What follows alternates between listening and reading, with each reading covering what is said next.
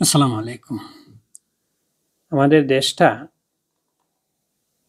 বৃষ্টি বাদলের দিন বাংলাদেশের মানুষদের সচেতন করতে, কারণ ওই সময় বজ্রপাত থেকে বাঁচার উপায় নিয়ে কিছু কথা বলছি। জনস্বার্থে প্রচারিত এই কথাগুলো আপনারা মনে রাখবেন। আকাশে যখন সৃষ্টি হয় অত্যধিক বৈদ্যুতিক চার্জ, তখন সেই চার্জ কোনো না কোনো মাধ্যমের সাহায্যে মাটিতে প্রবেশ করে। মেঘ বৃষ্টির সময় আপনি যদি হাওর বা খোলা মাঠে দাঁড়িয়ে থাকেন, যেখানে আশেপাশে কোনো গাছ নেই, তাহলে বজ্রপাত সরাসরি মানুষের শরীর দিয়েই মাটিতে নেমে যায়। এ কারণেই হাওর অঞ্চলে বজ্রপাতে সবচেয়ে বেশি মানুষ মারা যায়। বজ্রপাত থেকে বাঁচার উপায় জানতে মনোযোগ দিন এখনকার কথাগুলোতে। এগুলো দিয়েছে বাংলাদেশ ফায়ার সার্ভিস ও সিভিল ডিফেন্স অধিদপ্তর। জনস্বার্থে এই ভিডিও বার্তাটি সবাইকে সেন্ড করে রাখতে পারেন। বজ্রপাত থেকে বাঁচার 20টি জরুরি নির্দেশনা হলো যে বজ্রপাতের সময় বাড়ির ধাতব কল, রেলিং বা পাইপ স্পর্শ করবেন না। প্রতিটি বিল্ডিংয়ে বজ্র নিরোধক দণ্ড স্থাপন নিশ্চিত করুন।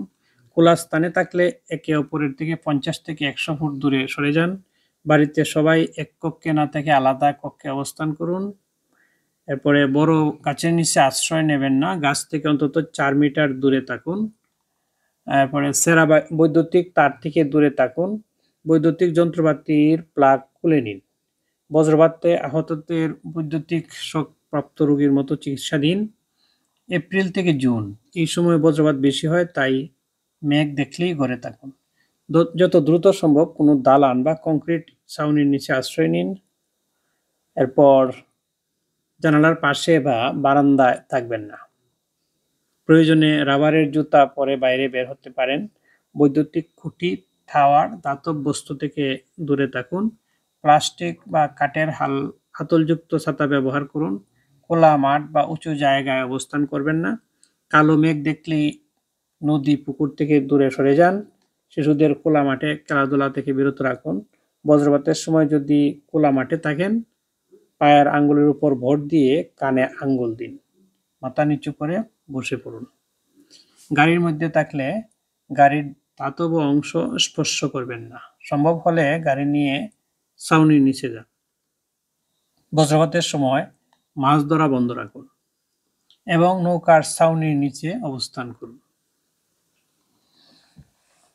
মনে রাখবেন, বজ্রপাত কোনো প্রাকৃতিক দুর্ঘটনা নয়, বরং এটি একটি বৈজ্ঞানিক ঘটনা। তবে সচেতনতা ও সতর্কতা মেনে চললে প্রাণহানি এড়ানো সম্পূর্ণ সম্ভব। আসুন আমরা সবাই সচেতন হই, নিজেকে বাঁচাই, পরিবারকে বাঁচাই এবং সমাজে এই বার্তাটি পৌঁছে দিই। জনস্বার্থে আপনার পাঠানো একটি মেসেজ হয়তো বাঁচাতে পারে একটি জীবন। সচেতন হতে পারে। বজ্রপাত ঘটনাটা কি? বজ্রপাতের সময় নিরাপদ থাকুন, জীবন অমূল্য। বার্তাটি বাংলাদেশের ফায়ার সার্ভিস ও সিভিল ডিফেন্স অধিদপ্তরের সৌজন্যে। আপনারা যদি আরও বিকল্প কোনো তথ্য থাকে এখানে শেয়ার করতে পারেন।